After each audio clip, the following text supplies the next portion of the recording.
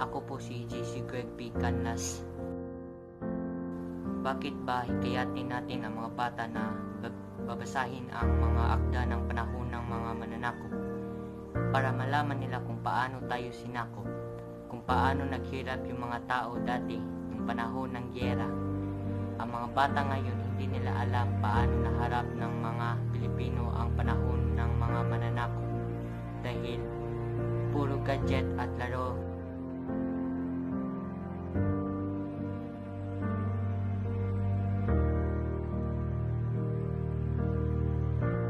Hindi ito nakatulong sa mga bata ngayon. Hindi na nila alam ang panitikang Pilipino.